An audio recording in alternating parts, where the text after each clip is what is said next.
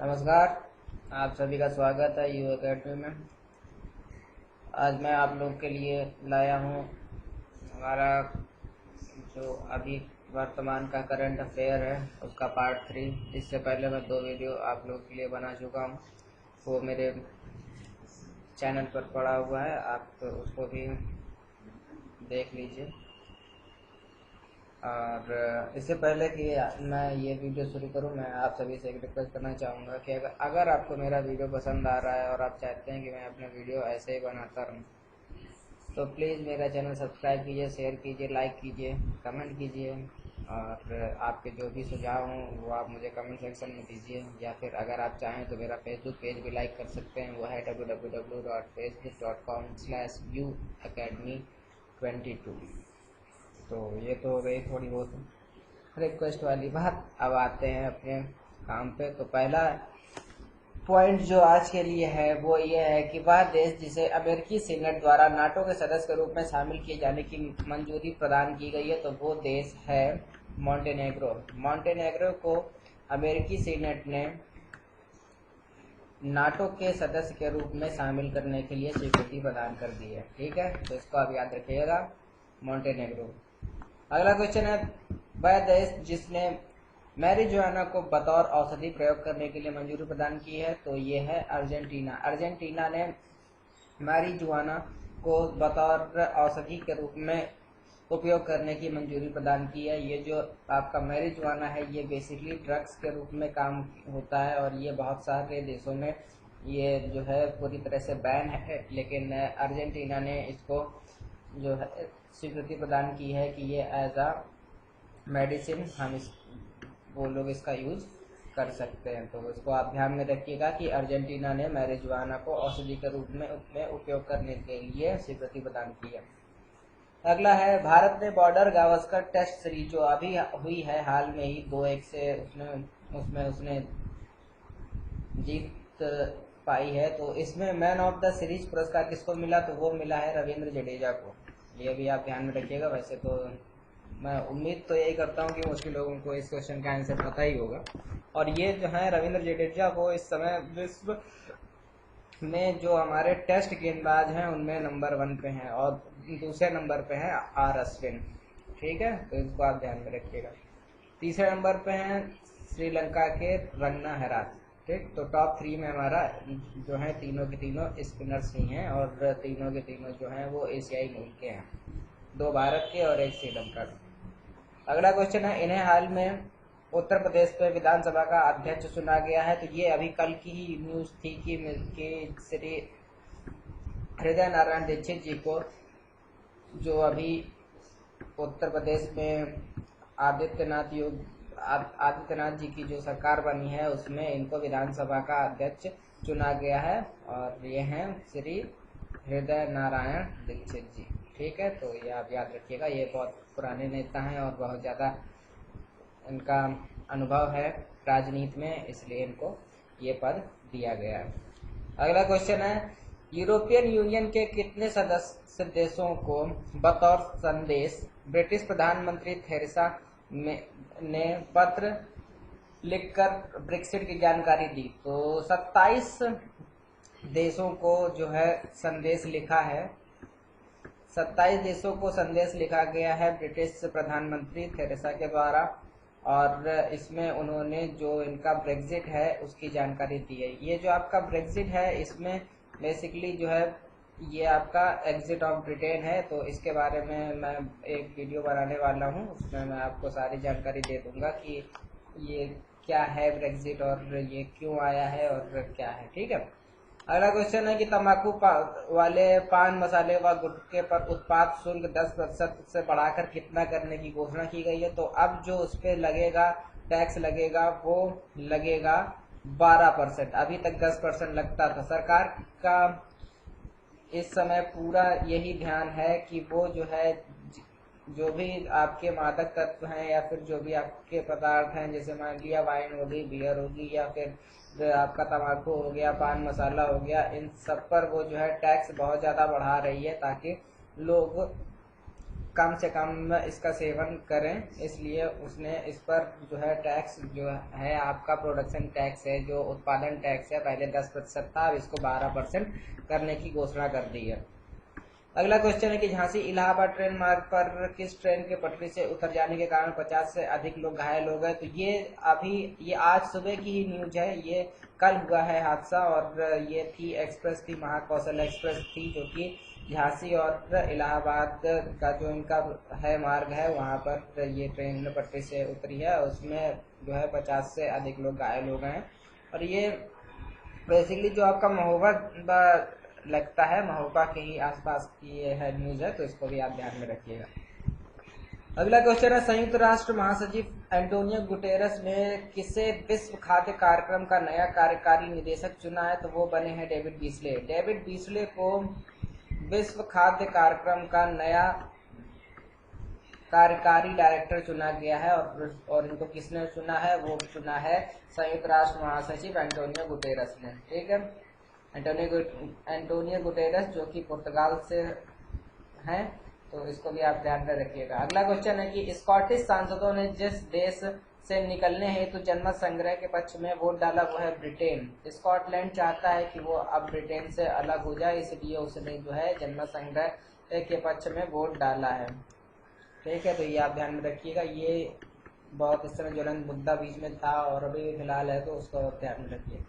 अगला क्वेश्चन है, मौसम पूर्वानुमान लगाने वाली या प्राइवेट एजेंसी जिसने भारत में अल नीनो के प्रभाव तथा मानसून कमजोर रहने की जानकारी दी वो है स्काईमेट। स्काईमेट जो एक प्राइवेट एजेंसी है, उसने ये घोषणा की है कि इस बार जो आपका अल नीनो है उसका प्रभाव पड़ेगा, तथा जो भी हमारा मानसून आएगा वो अपने समय से पहले आएगा, और उसके साथ साथ अपने पूर्ववर्ती वर्षों से जो है इस बार का मानसून कमजोर आएगा। तो ये आप ध्यान में रखिएगा कि जो कंपनी है, जो एजेंसी है, उसका नाम क्या है, तो वो है स्काईमेट। ठीक, अगला क्वेश्चन है, एकीकृत स्वचालित विमानन मौसम विज्ञान प्रणाली का जिस INS में उद्घाटन किया गया वो कौन सा है। तो वो था INS राजाली। INS राजाली में क्या किया गया है कि एकीकृत स्वचालित विमानन मौसम विज्ञान प्रणाली को लगाया गया है INS राजाली में। अगला क्वेश्चन है, जिस संस्थान के निदेशक रणदीप गुलेरिया को राष्ट्रपति ने डॉक्टर PC राय पुरस्कार से सम्मानित किया, तो एम्स। ये क्वेश्चन अभी एक और आया था अभी करंट में, उसको मैंने अपने पिछले वीडियो में कवर अप किया था कि एम्स दिल्ली के इस समय के जो हमारे डायरेक्टर हैं वो कौन है या किनको बनाया गया है। तो वो बने थे मिस्टर रणदीप गुलेरिया, और इनको ही राष्ट्रपति ने डॉक्टर PC रॉय पुरस्कार से सम्मानित किया है अभी हाल में। तो इसको आप ध्यान में रखिएगा, ये क्वेश्चन इंपॉर्टेंट है, ये आ सकता है। अगला है, वह देश जिसमें 30 साल के बाद 28 मार्च 2017 को पाउंड का नया सिक्का जारी हुआ। तो जो आपका ये इसका आंसर होगा ब्रिटेन। ब्रिटेन में क्या हुआ है कि 30 साल बाद जो है 28 मार्च 2017 को पाउंड जो वहाँ की करेंसी चलती है उसमें एक नया सिक्का जारी किया गया है। तो ये आप ध्यान में रखिए। अगला है, किस क्षेत्र में सहयोग हेतु भारत और बवेरिया संयुक्त दल का गठन करने की घोषणा की गई है। तो ये जो आपका जल क्षेत्र है, जल क्षेत्र में क्या है कि भारत और बवेरिया का जो एक संयुक्त दल है उसका जो है एक गठन होगा, उसके गठन की घोषणा की गई है, तो उसको ध्यान में रखिए। अगला है, ब्रिटेन में भारतीय मूल की किस मंत्री को प्रवासी भारतीय सम्मान से सम्मानित किया गया। तो वो हैं प्रीति पटेल। तो प्रीति पटेल जी को क्या जो हमारी भारतीय मूल की हैं और वो वहाँ पर मंत्री हैं, कहाँ पर, ब्रिटेन में, उनको जो है प्रवासी भारतीय सम्मान से सम्मानित किया गया है। तो ये आप ध्यान में रखो, प्रीति पटेल। वह देश जहां विश्व का पहला शिप टनल बनाया जा रहा है वो है नॉर्वे। नॉर्वे में विश्व का पहला शिप टनल बनाया जा रहा है, और ये अभी हाल का ही क्वेश्चन है, करंट अफेयर का है, तो इसको आप ध्यान में रखिए, यह आ सकता है। अगला है, भारत के कितने शहरों को हाल ही में यूनेस्को की संभावित धरोहर सूची में शामिल किया गया है? तो भारत के जो 5 शहर हैं उनको अभी हाल में ही यूनेस्को की संभावित धरोहर सूची में शामिल किया गया है। ठीक है, अगला क्वेश्चन है, वह देश जिसमें 100 वर्ष रात में विचरण करने वाले तोते को देखा गया है? तो वो है पश्चिमी ऑस्ट्रेलिया। पश्चिमी ऑस्ट्रेलिया में जो है रात में विचरण करने वाले तोते को देखा गया है। वह भारतीय फोटोग्राफर जिन्हें हाल ही में 6ठे राष्ट्रीय फोटोग्राफी पुरस्कार समारोह में लाइफ टाइम अचीवमेंट पुरस्कार से सम्मानित किया गया, ये मैं आपको पहले भी बता चुका हूँ, वो है रघु राय जी। रघु राय जी को 6ठे राष्ट्रीय फोटोग्राफी पुरस्कार समारोह में लाइफ टाइम अचीवमेंट पुरस्कार से सम्मानित किया गया है। अगला है, शोधकर्ताओं के दल ने श्रिम्प जैसे दिखने वाले जीव का प्राचीन जीवाश्म का नाम किस शख्सियत पर रखा है? तो वो रखा है डेविड एटनबरो। डेविड एटनबरो के नाम पर जो है उन्होंने जो एक आया है प्राचीन जीवाश्म है उसका नाम रखा है, जो उन्होंने अभी उसका शोध किया था। अगला क्वेश्चन है, केंद्र सरकार ने पिछड़ा वर्ग के आरक्षण हेतु नए आयोग का गठन किया जो पिछड़ा वर्ग आयोग का स्थान लेगा, इसका नाम क्या रखा गया है? तो वो है NSEBC। NSEBC जो है ये आपका जो था आपका पिछड़ा वर्ग बैकवर्ड के लिए जो बना हुआ था, आयोग बना हुआ था, उसकी जगह अब आया है नया NSEBC। इसको आप ध्यान में रखिएगा। अगला है, पंजाब में नवनिर्वाचित विधानसभा का पहला सत्र चंडीगढ़ में शुरू हुआ है, तो संख्या के अनुसार यह किस नंबर की विधानसभा है? तो वहां पे ये है 15वें नंबर की विधानसभा अभी शुरू हुई है। और जो वहाँ के इस समय के सीएम हैं वो हैं कैप्टन अमरिंदर सिंह, और ये जो है अब की बार पंजाब के दूसरी बार सीएम बने हैं, इससे पहले वो एक बार और सीएम बन चुके हैं।